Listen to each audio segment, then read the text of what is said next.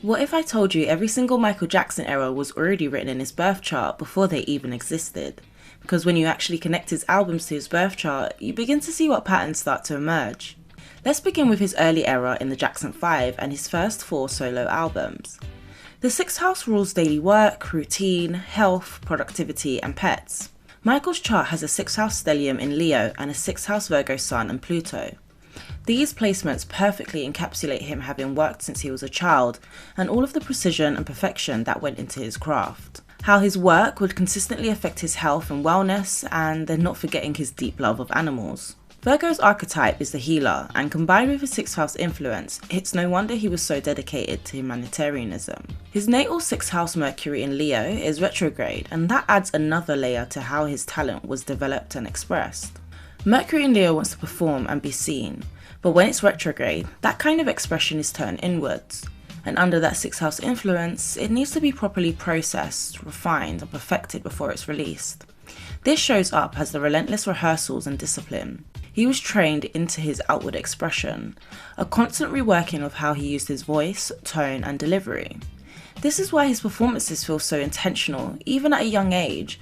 There's a level of control and precision that goes beyond instinct. So in the early albums, what you're hearing is his Leo expression filtered through introspection and discipline.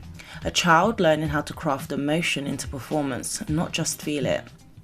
Michael's early albums were also deeply shaped by his first house Pisces moon, which makes his emotional world completely visible.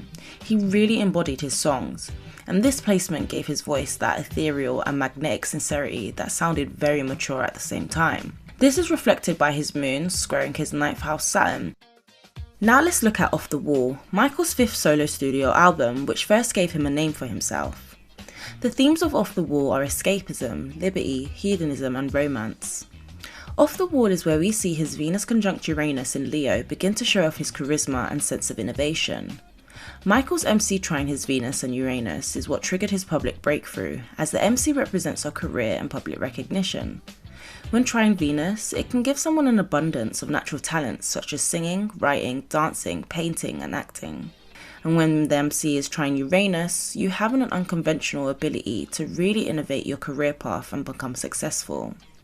It also makes you again very creative, adaptable, and unusual. Now during the time of this album's release, Uranus and Scorpio were squaring his Leo Venus and Uranus.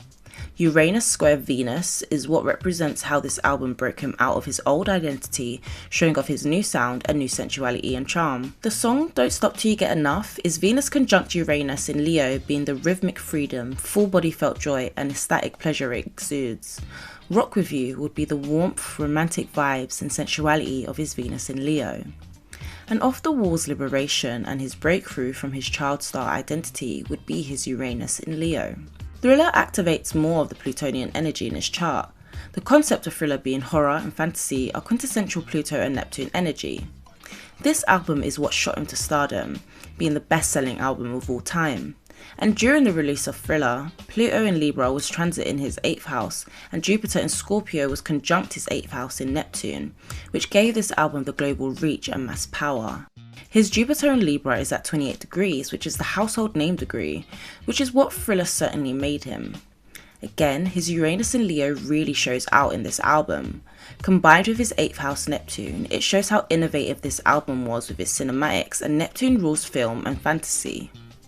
Songs like Billie Jean reflect Michael's Sun Pluto conjunction and 8th house themes, as the song is about denial, paranoia, projection, manipulation. Thriller, of course, is his 8th house Neptune and Uranus placement, reflecting the innovative use of cinematic myth-making, horror and fantasy. This album is basically Pluto's power and Uranus' genius that allowed this album to create a legend. Bad is where we see Michael's Mars and fire energy light up. His first house Lilith in Aries represents the independence, confidence and power of this album. Bad focuses a lot on identity and image, and his second house Mars in Taurus shows how a need for control around body image was important during this era, especially as his Mars also opposes Pluto, which represents power struggles with body, control and identity. His Mercury square Mars helped add a more sharper and assertive tone to this album. Michael was also going through his Saturn return, which conjuncts his MC, and this basically meant him defining his legacy. And so with Uranus transit in his 10th house, this allowed the reinvention of his public persona. Songs like Smooth Criminal best reflect his Mercury square Mars, as I mentioned earlier. It's sharp, tension and suspense within storytelling. And The Way You Make Me Feel is his Taurus Venus square Mars's desire, friction and romantic pursuit. Dirty Diana is reflected best by his Libra 8th house and Aries Lilith, as it's all about seduction, desire and taboo. Now Dangerous has themes of obsession, intensity and entanglements. It's an album that takes more of a psychological dive into his mind, continuing themes of his Scorpio 8th house and Neptune. His 8th house Jupiter in Libra reflects the themes of relationships and power dynamics within some of the songs, and especially his 7th house North Node in Libra, which symbolises karmic entanglements. His 8th house Neptune in Scorpio is all of the secrecy, intensity and taboo energy on the album.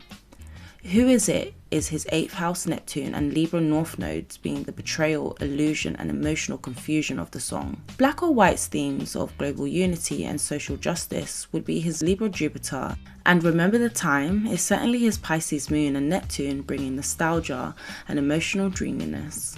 The History album allows us to take a look at his Saturn and Chiron placements more.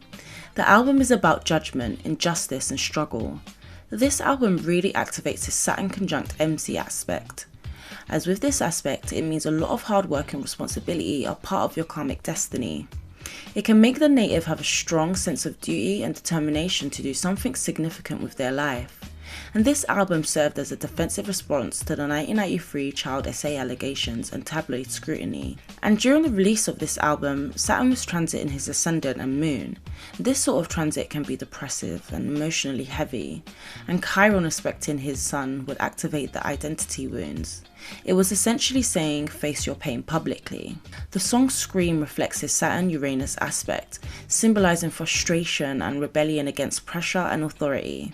They Don't Care About Us activates his 12th house Chiron in Aquarius, as that represents collective pain, injustices and alienation. Stranger in Moscow would be his Moon square Saturn, isolation, emotional heaviness and loneliness. And then Earth Song would be his Chiron and Jupiter Neptune aspects that represent global empathy and spiritual grief. And then Invincible is about his resilience, dedication and further isolation. His Sun conjunct Pluto in the 6th house shows how he survives through control of his narrative and continues to keep on going no matter what and rebuild through his work. The song Unbreakable is best reflected by that Sun-Pluto aspect, as it's all about the assertion of personal strength amid instability. Taking a look at the romantic and vulnerable energy of the album with songs like Butterflies and You Rock My World. Butterflies again connects to his Pisces moon's softness and vulnerability, and You Rock My World being his Leo Venus reconnecting with romance and charm.